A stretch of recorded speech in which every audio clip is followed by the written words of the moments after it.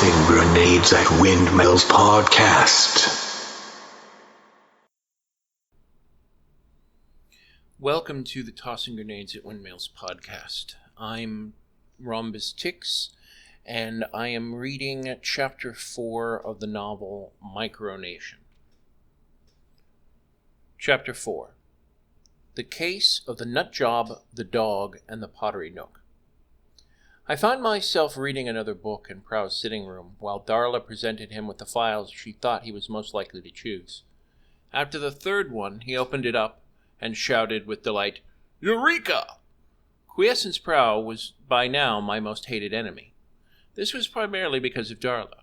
She's the paragon of all femaleness, and she happened to be in love with him.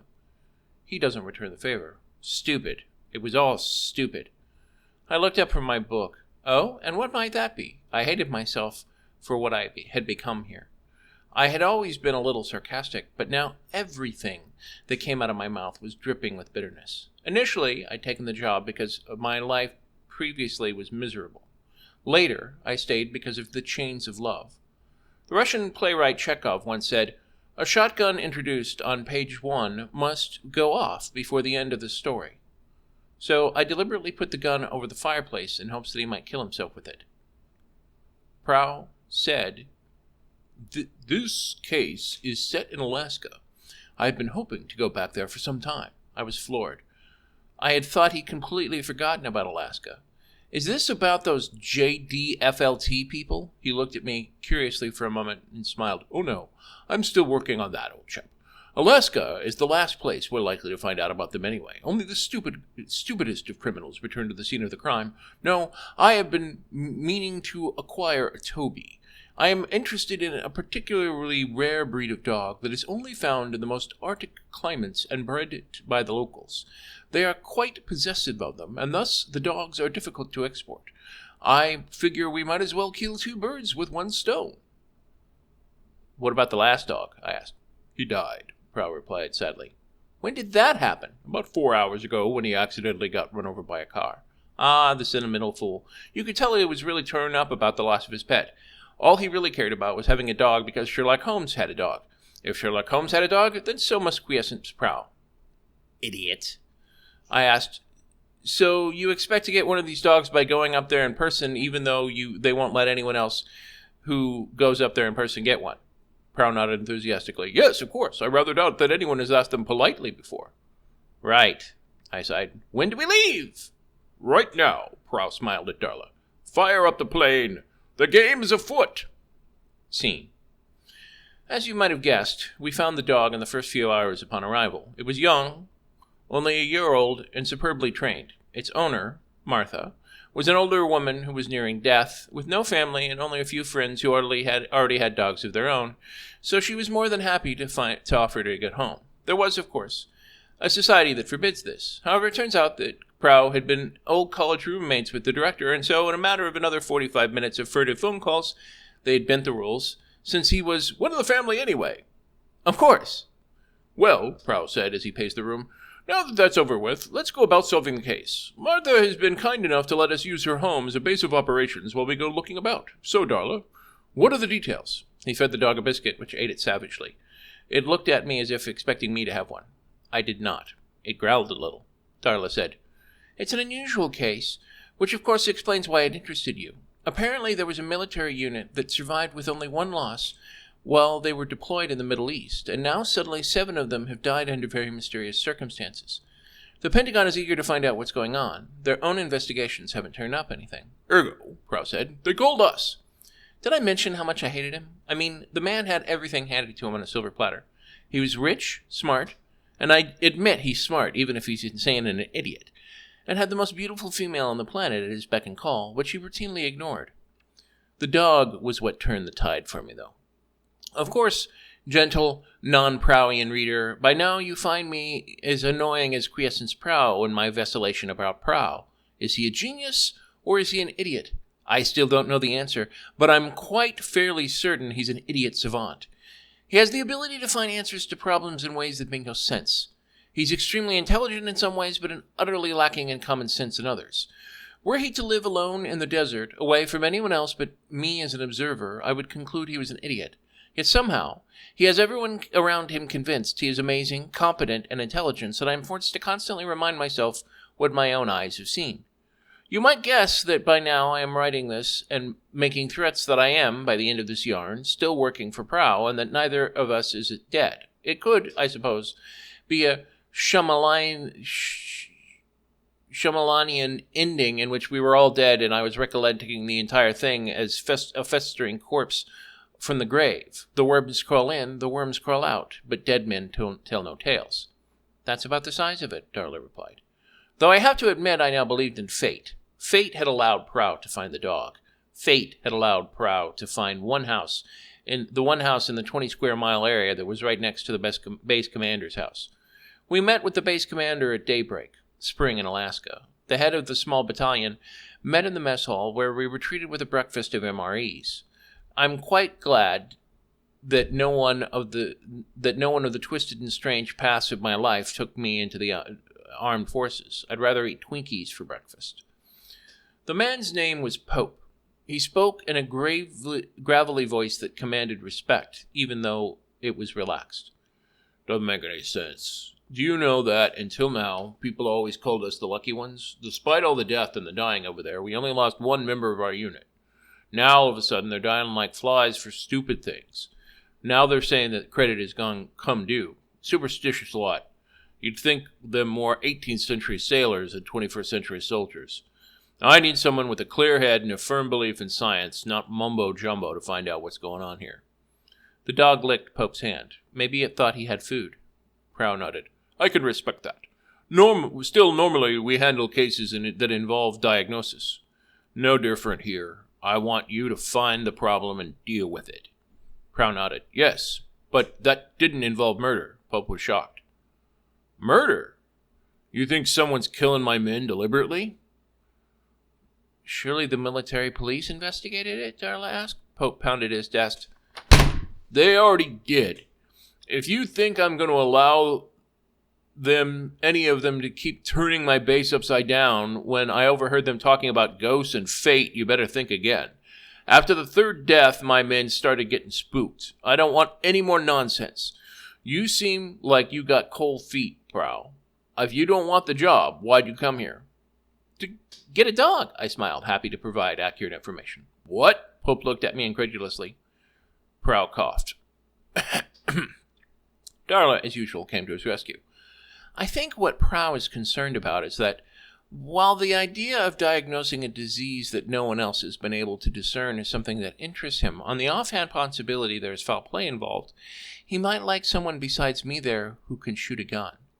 The dog growled a little at me. I think it could sense my hostility towards Prow. Pope chuckled. Well, why didn't you say so? I'll assign Ryans to the job. Prow looked annoyed at Darla, but did not contradict her. Pope left a short while later, and our bodyguard showed up. Ryan's was a thick slab of meat that looked like the male equivalent of a female video game protagonist. He was more comic book superhero than human. I noticed Darla glanced at his arms admiringly. Not surprising. Even the most besotted can get tired of unrequited love. I should know. Well, how do, folks? What's the sit rep? What can I do for you? Ryans asked. Prow thought about this a great deal and said, I understand that we are to have access to pretty much anything we want. Is that correct? That's right, Ryan said. Anything you want. I want access to the personnel files. Prow pointed at the file cabinet marked office supplies. Ryan's frowned. I don't know. See, there's not a question of top secret versus secret or something like that. Only certain people are supposed to have access to certain things at certain times when it comes to those files. It's supposed to be private and need to know. Prow showed him the letter that had brought us here. Ryan's nodded. Alrighty then, this way.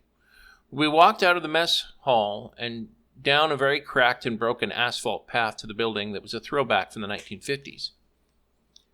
He saw the look on my face and nodded proudly. Yep, been there since WW 2.0. The dog looked at Ryan's and whined a bit. Ryan smiled and took something out of his pocket and fed it to the dog. I considered whining. I hadn't had lunch yet. The dog looked at me and glared. Perhaps it sensed, that I, too, was thinking about food. Can dogs really glare? That must take quite a bit of repair work, I said. Not as much as you might think. They built things right back in the day, Ryan beamed. Why was back in the day always so much better than anything they built now? I asked. I thought most of the things they built then were temporary aluminum buildings like the kind that Goldamer Pyle slept in.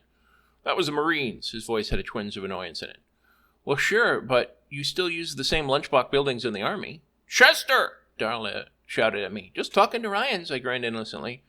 Well, stop it and help us look through these files. Darla pointed at a rather thick stack of papers. And so we spent the next several hours looking through files. The truth of the matter was that we were supposed to be helping Prow. He never, or almost never, told us what was going on in his bizarre thought process, so we ended up looking for something unusual. There were all kinds of unusual things. One of the people who died had an incredible love for dogs. Another had been nominated but ultimately rejected from receiving the Congressional Medal of Honor. Another had an intense fear of heights but had drowned in a foot of water inside of their bedroom. But the only useful thing I could get out of reading these files was that for once I actually did agree with Prow. These were murders, not disease victims.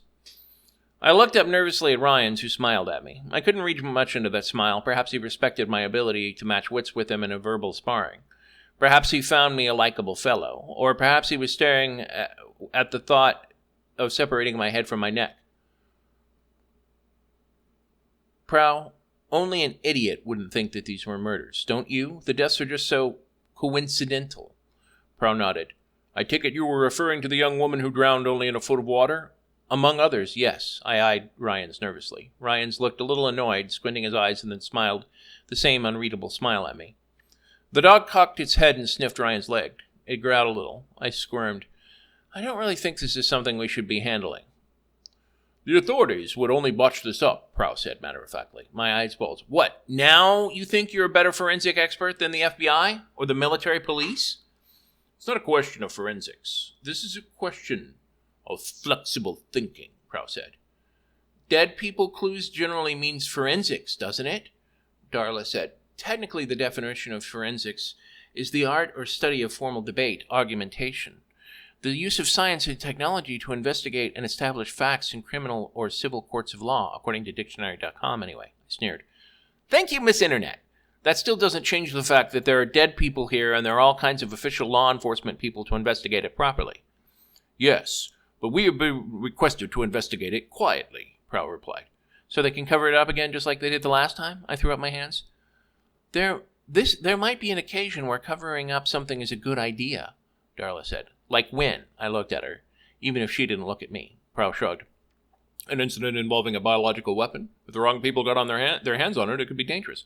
You think we're investigating a biological weapon? My voice was so shrill it could have broken glass. Why? What evidence led him to think that there was a bioweapon? It made no sense. And if people still thought Prow was a genius. Quite possibly, Prow said. That's why we have to investigate. Great. And so investigate we did. We wandered around the base for some time and met about 200 of its 400 inhabitants. The dog asked all of them for food. It succeeded about 25% of the time. The rest were either sleeping or out on leave. There really didn't seem to be much unusual about it. I mean, I'd never been on a military base before, but it seemed to me like a lot of bed, desks, clothing, and cleaning equipment. I did notice that they seemed to have an awful lot of paperwork. After we were done, I asked Prow, so what was the point of all that? You mean investigating the base for clues? Darla asked. It's what we do. That's why you get paid. I get paid to observe and write. He snickered. Then help solve crimes, too. Darla tapped her clipboard with her finger. So, was it a crime then? I ignored her finger tapping. Prow stopped walking. Actually, Watson, I don't think it was a crime. At least, I don't think it was the conventional sense. I tried to keep walking, but Prow didn't move. You got some kind of a clue then? I considered getting into an argument with Prow about murder versus manslaughter, but I thought better of it. The last thing I needed was for people to think Prow was Perry Mason, too. You could say that. Yes. Prow looked extremely concerned. When something actually concerned Prow, it concerned me. Please note that this was only because being so oblivious to most things, if something actually made it through, then it had to be really bad. What is it? I couldn't help noticing the inordinate amount of pottery wheels. My eyebrows went up involuntarily. So they have a hobby. Some people have hobbies, true, but not to the degree that people do on this base. According to Tobin's Guide of America, roughly 1 in 20 Americans has an interest in pottery. Beyond that, over 75% of those are the ages 42. Thus, statistically speaking, it was an egregious anomaly I noticed. This, combined with Toby detecting higher than normal levels of radiation, caused me to believe that they had been making radioactive pottery. The dog detected higher than normal's levels of radiation, I blinked. Prow was stupid, but he rarely totally lied. Yes, Apricot Terriers are trained to detect over 40 different substances by their local trainers. They are among the smartest of canines and can learn at roughly 4 times the speed of any other breed. This is why they are never sold, for the trainers believe that they would dilute the gene pool. Not rational, I know, but I've had to sign several papers requiring me to bring Toby back here at least 1 month each year. The breeding association believed that if they let the dogs out of their control, they'd breed with other dogs that looked the same on the outside but were totally different inside. They also, I think, wanted to maintain an artificially high market value and mystery around the dogs by keeping them largely unknown to the world at large. All right. It took me a moment to absorb the silliness. I decided to believe it, at least the bit about radiation. He might have had a pocket Geiger counter with him for all I know. Stranger things had happened with and Quiescence's Prow had done most of them. Darla sighed out loud. So we're dealing with radioactive pottery here? That would explain why they might be dying of unusual causes. We should check the pottery and the clay they're using for trace amounts of radiation. That is an excellent idea. He smiled and winked at Darla. What was that? Prow usually barely even acknowledged that Darla existed. That and the fact that Darla was starting to give him ideas did not speak well for my job prospects. I was the guy that was supposed to do that. What if Darla learned to write stunning interactive fiction, too? So we spent the next 2.5 hours wandering around the base while the dog sniffed at pottery. The dog, of course, went berserk. I didn't care. After that, I insisted that we use an actual Geiger counter. I didn't know how to read the thing at first, but after Darla explained the base's radiation to me levels to me, it made me want to leave. It's everywhere here. It's a wonder these people still have any hair left, I shouted. Not that you can tell that easily when it's all shaved off. So what do you think we should do now? I asked. We should speak to the base commander, Darla said. Yes, we should, Prow nodded. We went back with our findings. Pope was not happy with our results. Where in the world is this coming from? If you're willing, I can collect samples, Prow said. Now more freaking samples! That won't be necessary, Pope replied. We can take it from here. There are procedures to be followed. As you wish, Prow sighed. He was clearly disappointed. We left, and it almost escaped when Pope's security came running after us. Wait, he wants to see you again, which caused all of us to pile out of the car and walk back to the office across the parking lot. Pope was waiting at his door. He looked shaken. Apparently I was wrong. You can go ahead and collect those samples now. Darla looked skeptical. Why did you change your mind? Instructions from higher up the food chain, way up. Darla looked at Prow. This doesn't feel right. She seemed to be having difficulty standing up. She always got that way when she got too emotional. It was cataplexy, a side effect of narcolepsy. She had to be a lot more upset than her face let on. We're taking the samples, Pow said dictatorially, yet with a tone of a stern, confident father figure. And so we began to take samples. We swabbed all kinds of areas all around the barracks first, but after a short while began to focus entirely on the clay. Prow was a wizard with a spectrometer. The tests he did were not garden variety mix and matching of chemicals to catalog reactions. He just DNA gel up a sample, put it in, and identify it based on the records read out in seconds. I thought at first he was faking, but much to my delight, he turned out to be actually good at something after all. Still, his skill at it meant that Darla and I spent more time gathering samples while he looked at what we brought back. I decided it was now or never. I asked Darla while we were alone, Darla, you want to go out sometime when we get back? What do you mean? She asked. Her expression on her face was unreadable. I thought maybe we could go to a movie or something. Are you asking me out? She smiled warmly. Yes, actually, I was relieved by her relaxed tone. If we have a conversation like this again, I'm filing a formal charge of sexual harassment with the State Labor Board. She smiled and kept collecting samples. What? Well, what part of what I said don't you understand? She said sweetly. Well, it seems a bit extreme. This is my job. I don't need to deal with this, she continued with her sample work. Oh, please. Like this nonsense is a job in any normal sense. We are play actors for Prow. I consider it my job. I can't speak for you, she said. Are you attracted to him? So what if I am? That's between Prow and me, and you haven't seen me bring it up, have you? She looked dangerous. No, but good. Then shut up. She said that last rather hurriedly and pointedly, ignored me while she went on collecting samples. We got everything we needed and walked back. Prow smiled at us, looking at the spectrometer with a wide grin. I seldom saw him use. If he detected anything of the tension between Darla and me, he didn't say it. I have figured out what it is. And, I asked, trying not to look at Darla, it's depleted duranium. Depleted duranium mixed with Kevlar and clay. What in the world? I scratched my head. I think they made body armor out of it, Prow said proudly. And I think that they are still making it. Indeed, I think they're making up a whole new batch. Why would they use depleted uranium and clay?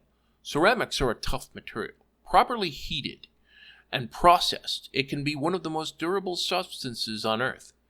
Sure, and Kevlar and depleted uranium are also just armor, I replied, but they don't mix together. Kevlar is what they put is what it is because of fiber, not because of the actual material itself. It's a combination thing. I thought I'd read that in a book somewhere. Darla said, modern buildings have steel frameworks even though they are made of far flimsier materials. It doesn't make any sense, I replied. Prowl brought us a computer screen with pretty diagrams. Yes, it does, especially when you add the depleted uranium. No CO in their right mind is going to approve of soldiers mixing in body armor because of the liability and political issues. Radiation is not a popular subject among certain folks. I said, that's insane. And even if it were true, they're doing it to themselves. Yes, that's correct, Prow said. I tried to smile good-naturedly at Darla. She smiled back as long as Prow was looking, but as soon as he looked away, she gave me the stare of death. I stopped smiling. Darla thought for several moments and said, so there really are murders after all? They really were murders after all? Prow nodded. How did we go from radiation sickness to murder? Because low levels of radiation are harmful over the long term, but in short doses, not inherently dangerous. That doesn't mean that it's going to be approved. But if you found a way to improve body armor dramatically, and it meant life and death for the unit, which never got you the armor you wanted in the first place, would you tell them about it? Worse, what would you do if someone else started threatening to tell about it? 400 people is an awful lot to keep secret. It might work in combat in another country where it is you against everyone else, but it wouldn't really work once. Would it really work once they returned? Darla smiled and shook her head. Nope. She didn't seem disturbed by our earlier encounter, but I wasn't going to let it show. So what do we do now? Tell Pope, Darla said. How do you know they tried to tell Pope?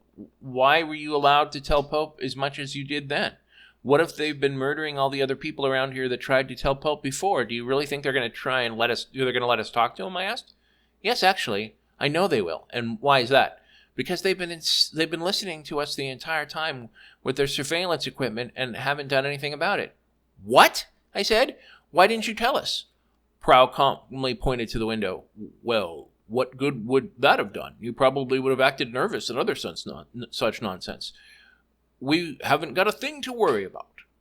And why is that? Darla asked, herself now nervous. Prow pointed at us. Because each of you has a bug on you. And if they did anything to us, then the authorities would arrest them. Darla looked horrified. Wait, you've been listening to us the whole time? Oh, no, that would be impolite. I simply have it recorded back on the plane. Prow patted her head reassuringly. Darla ignored the condensation pat in her visible relief as Prow not having heard our conversation. At least that's what I assumed it was, given her deliberate desire not to talk about her thing for Prow. I said, I hate to be a party pooper, but have you ever heard of jamming equipment? It doesn't take a rocket scientist to know that the military has equipment that can make sure that our broadcast doesn't get out. Prow nodded. Yes, that's true, but they would have had to know about it in the first place. A squeal of tires could be heard in the distance. What was that? I said, looking around for sniper fire. That was the people listening in on us, driving to the plane to find the recordings I'd made while they send a few other people around back to attack us, Prow said confidently. That's not a good thing, Darla said. None of us have weaponry. Nonsense. I'm always armed. Granted, One pistol is not much against most equipment, but we'll make do. Of course, we only have a limited amount of time until they discern that there is no black box recording our statement. What? I said, looking out the window. I didn't say anything. I lied, Prow said. I made it all up. Don't worry. They're jamming us now, so I can't call someone to have them hide the box. And how do you know that? Because my cell phone isn't getting any reception, he pointed at his phone. At that moment, the door burst open and two rather large gentlemen, Ryan's being one of them, pointed assault rifles at us and were about to pull the trigger. Prow shot the gun out of the hand of one of them. I think if it hadn't been for the fact that they wanted to make this look like another accident, we would have been dead. They shot me with a dart gun, and I could feel something pumping into my veins. There were all kinds of pretty colors welling up in my head, and I noticed them shoot at Darla, but she dodged out of the way. Things went in slow motion after that. I tried to fight them, but I was told afterward that it was more of a tap on the cheek of one of the soldiers. That made him giggle as he thrust me to the floor. Apparently it was at least enough of a distraction to allow an opening. It was the stupid dog that had been sitting there the entire time at Prow's feet that leapt up and bit one of the others in the most vulnerable space, forcing him to drop the assault rifle to the ground. It was just wrong. Wrong! Prow and Darla rushed the guy on top of me and thrust him to the ground. Darla took the dart gun out of his hands and shot both the soldiers point blank. I could swear she had the most sadistic grin I've ever seen on another human being. Time passed. Prow was mad as hell. You mean to tell me that we had a defense secret of national implications and my men, or Pope was mad as hell. You mean to tell me that we had a defense secret of national implications and my men were sitting on it the whole time? Prow smiled. I wouldn't worry about it too much, General. The best investigators that the military couldn't find it either. Pump grunted. And you could. A thorough collection of samples and a belief in the scientific method are invaluable in my profession. I sat brooding back in the monolithic library mess that Prow called home. Pope had thanked Prow for his services and let us go. Nothing happened. There was no media coverage of it at all. It was like so many things we did, terribly anticlimactic. And yet it wasn't. I knew beyond any doubt that someone up the food chain had taken a recipe for tougher body armor and was trying to figure out a way to use it without the radiation showing up in a scan. Of course, I'd like to think that they were trying to eliminate the radiation entirely.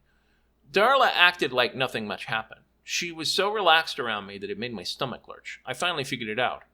She had never cared for me. Never even wanted to get to know me better. There was nothing. She'd only gotten annoyed when I brought it up because it reminded her of her situation with Prow. I found myself repeatedly eyeing the shotgun and trying to find ways to use it. I could bide my time. I had a new hobby in life. The destruction of Quiessence Prow.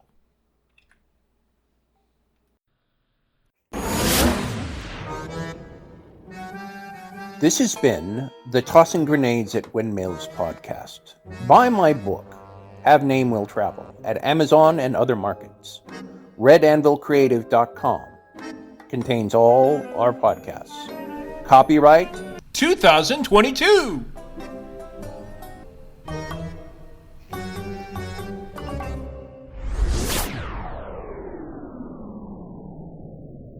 To fight the forces of evil!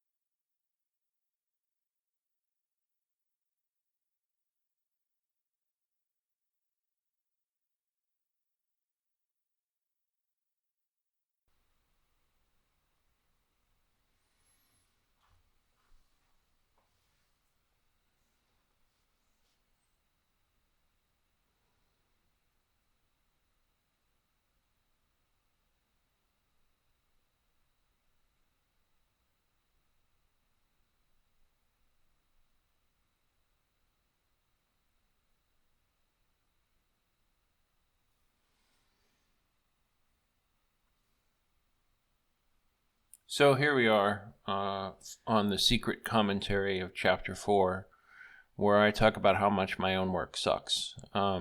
It still sucks. This chapter was the best of the 4 so far. I think that it's the most coherent of the four. The characters actually act like characters. We start to see an arc and a conflict and a dynamic between the two of them instead of just three random people showing up and looking into things. I normally do. I usually find a way to anticipate critical answers and bypass them. For example, with my steampunk book, I got around a lot of problems by changing the past.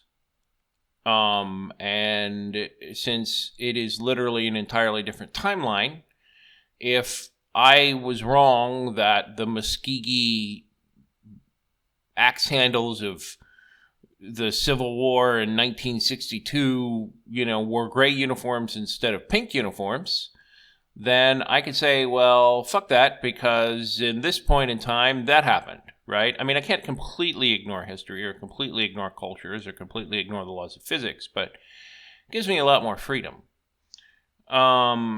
Technically speaking,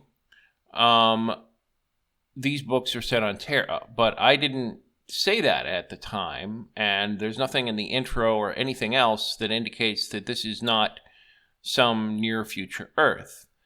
And, the genre is action/fringy science. So, limited bad mistakes is one thing, but I'm sorry, dogs detecting radiation with their smell? Look, I could maybe buy training a dog to detect radiation sickness, but I'm pretty sure that dogs cannot detect radiation by smell. Maybe they can. I don't know. But I think so far of everything I put into the 4 chapters and everything I remember that's coming in the book, given my current knowledge of science, that may be the most fucking ridiculous thing I've ever written. Maybe not. Certainly the most egregious abuse of science. But again, maybe not. Characters are still assholes. There's nothing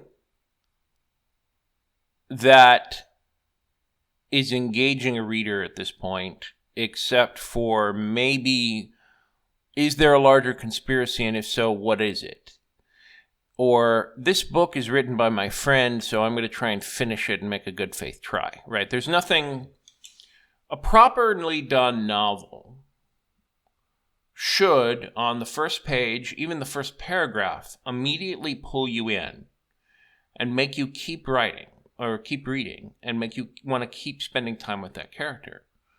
My first novel, to its credit, while it's not perfect, does that, right?